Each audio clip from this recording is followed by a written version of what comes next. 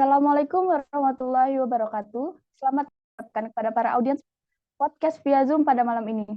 Dalam 10 menit ke depan, saya Davina Nur Hafiza akan menemani kalian melalui via Zoom ini dalam acara Ekonomi Pancasila di Indonesia. Pada kesempatan kali ini, saya akan mendatangkan narasumber kita, yaitu Kak Daniel. Mari kita sapa dulu Kak Daniel. Selamat malam, Kak. Malam.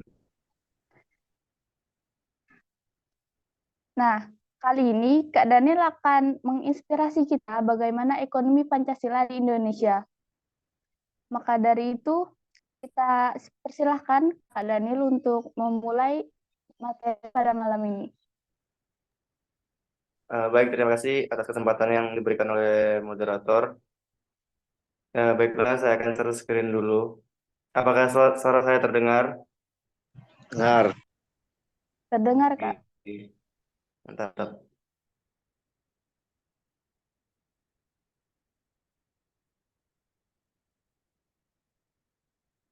Apakah terlihat share screen saya? Lihat, Kak. Oke, baiklah, saya tidak bisa menyampaikan banyak sebenarnya tentang sistem ekonomi Pancasila, tapi saya akan coba sedikit jabarkan apa itu sistem ekonomi Pancasila. Baiklah, langsung ke slide berikutnya. Yaitu landasan sistem ekonomi Indonesia. Pancasila sebagai ideologi nasional membawa keharusan untuk dijadikan dasar atau pedoman dalam kehidupan berbangsa dan bernegara. Secara normatif, landasan ideal sistem ekonomi Indonesia adalah Pancasila dan Undang-Undang Dasar 1945. Terus ada sistem ekonomi Indonesia yang berorientasi kepada satu, ketuhanan Yang Maha Esa, yaitu berlakunya etika dan moral agama, bukan materialisme. Terus yang kedua adalah kemanusiaan yang adil dan beradab, yaitu tidak mengenal pemerasan atau eksploitasi. Terus yang ketiga ada persatuan Indonesia, yaitu berlakunya kebersamaan asas kekeluargaan, sosialisme, dan sosiodemokrasi dalam ekonomi.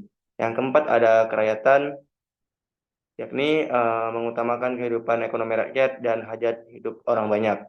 Yang kelima ada keadilan sosial, yakni asas persamaan atau emansipasi. Terus ada Pancasila sebagai platform ekonomi. Nah, ekonomi Pancasila sebagai sistem ekonomi yang berplatform. Menurut Prof. Mulyarto 1981, yaitu moral agama, moral kemerataan sosial, moral nasionalisme ekonomi, moral kerakyatan, dan moral keadilan sosial. Lanjut ke relevan platform Pancasila, itu ada 3. Cita-cita ideal pendiri bangsa, praktek ekonomi rakyat, dan praktek ekonomi aktual atau berwatak liberal, individualistis, dan kapitalistik. Terus ini ada yaitu platform agama. Artinya, pembangunan ekonomi harus beriringan dengan pembangunan moral atau karakter bangsa dan ditujukan untuk menjamin keadilan antar sesama makhluk ciptaan Allah Subhanahu wa taala, bukan hanya sekedar pembangunan material.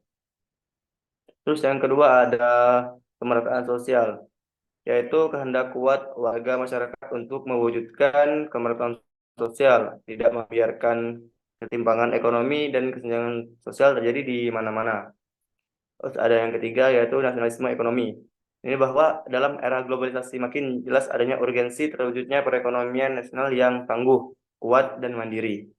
Sesuai dengan konsep founding fathers, menurut ekonomi Soekarno dan Hatta, politik ekonomi berdikari dan bersindikan usaha mandiri atau self-help.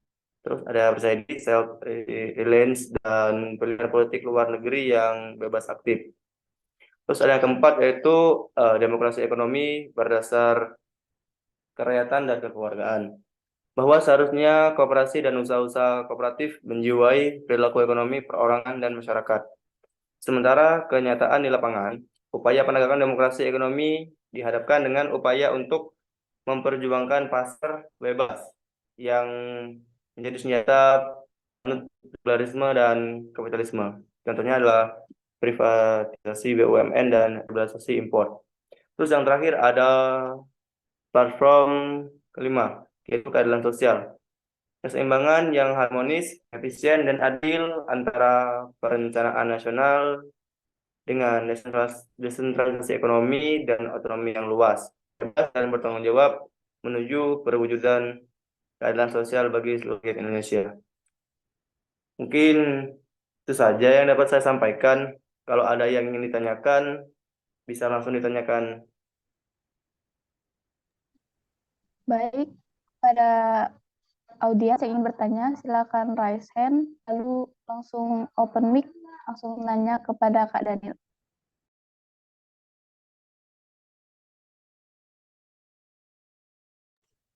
Baik, izin Kak memperkenalkan nama saya Nafisa Fakira. Pada kesempatan kali ini, saya akan bertanya mengenai apakah ada peran sektor swasta dalam sistem ekonomi Pancasila. Terima kasih, Kak. Baiklah, langsung saya jawab dulu untuk pertanyaan pertama. Apakah ada peran sektor swasta dalam sistem ekonomi Pancasila? Jawabannya adalah sektor swasta memiliki peran penting dalam sistem ekonomi Pancasila. Perusahaan swasta diizinkan untuk beroperasi dan berinvestasi dalam rangka meningkatkan pertumbuhan ekonomi dan menciptakan lapangan kerja, dan diharapkan beroperasi dengan memperhatikan prinsip keadilan sosial, bertanggung jawab sosial, dan menghormati hak asasi manusia. Apakah sudah cukup menjawab pertanyaan tersebut? Oke, cukup. Terima kasih, Kak. Ya, sama-sama. Baiklah, selanjutnya. Izin Kak, perkenalkan nama saya Hania Octavia. Izin bertanya, mengapa sistem ekonomi di Indonesia menggunakan sistem ekonomi Pancasila? Baiklah, langsung saya jawab dulu untuk pertanyaan kedua. Ya, mengapa sistem ekonomi Indonesia menggunakan sistem ekonomi Pancasila? Sistem ekonomi Pancasila yang diharapkan Indonesia memiliki beberapa tujuan. Di antaranya ialah satu, membuat rakyat makmur dan sejahtera. Yang kedua, membuat perekonomian berdasarkan kegiatan berbisnis.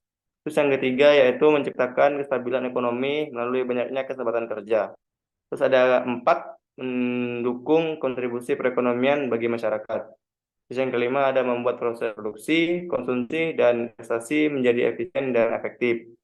Terus yang keenam ada mempertimbangkan kepentingan pada masa kini dan masa depan. Terus yang ketujuh ada menciptakan pertimbangan antara sektor swasta dan sektor publik, dan yang terakhir adalah mendukung pemerataan antar masyarakat. Jadi sistemnya kurang lebih ada sekitar 8 untuk Pancasila itu sendiri. Kita sudah menjawab untuk pertanyaan tadi. Terima kasih. Ya, sama-sama. Izin Kak, perkenalkan nama saya Ibrahim Fernanda. Di sini saya akan bertanya, apa keunggulan sistem ekonomi Pancasila dibanding sistem ekonomi lainnya? Baiklah, pertanyaan bagus yang sangat berkaitan dengan sistem ekonomi Pancasila. Apa keunggulan sistem ekonomi Pancasila dibandingkan sistem ekonomi lainnya? Nah, jawabannya adalah salah satu kelebihan dari ekonomi Pancasila adalah kebebasan dalam berkreasi dan berinovasi. Lalu ada individu bisa membentuk kegiatan usahanya sendiri, asal tidak mengganggu kepentingan masyarakat atau enggak.